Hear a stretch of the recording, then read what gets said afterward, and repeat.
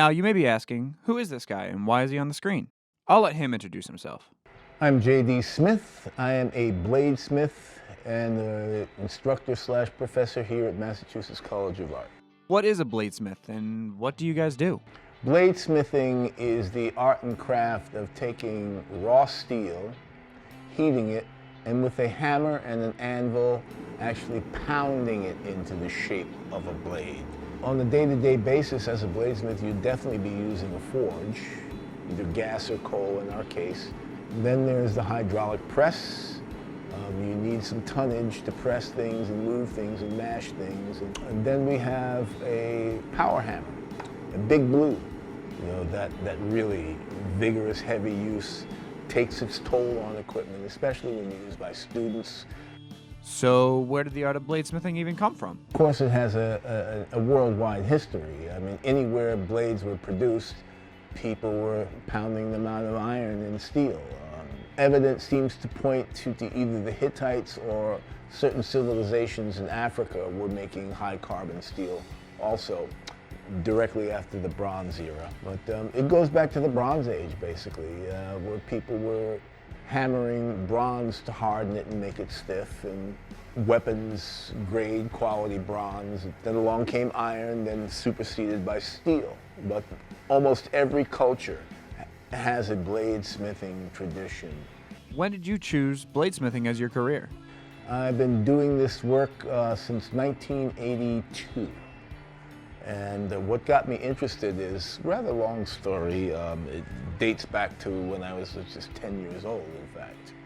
And I went to the Metropolitan Museum of Art. I found myself gravitating towards the arms and armament section of the museum and becoming very fascinated with the swords, daggers, and other knightly accoutrements. That was basically the genesis of a lifelong love affair with blades.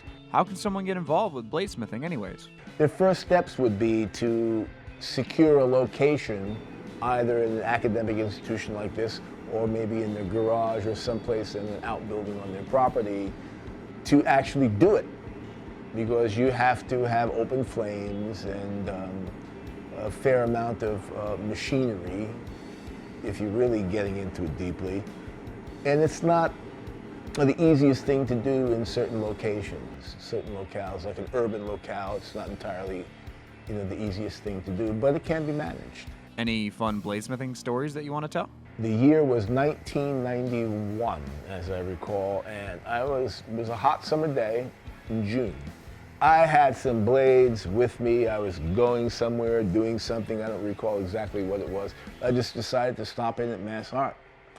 And I went to the metal smithing area, the blacksmithing area, and I found the head of the department at the time, Joe Wood.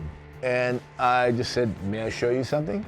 And I showed him some Damascus blades that I had forged, and I just said, like, you can't really say that you offer the latest and the most complete metalsmithing program if you're not offering this. And he looked at them and says, I agree. Would you like to do a guest artist spot?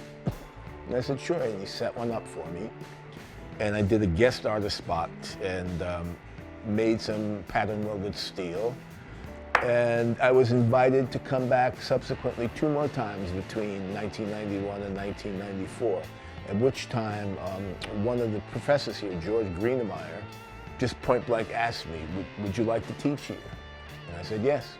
Is there any last minute advice that you'd give to someone who's interested in bladesmithing? Learn as much about it as you possibly can. Try and glean as much information as you can from the resources that are abundantly available now with the internet. Try and understand, like, exactly what does it take, what's involved with it. Come prepared, basically, to really work hard, because there's nothing about this that's easy. Nothing.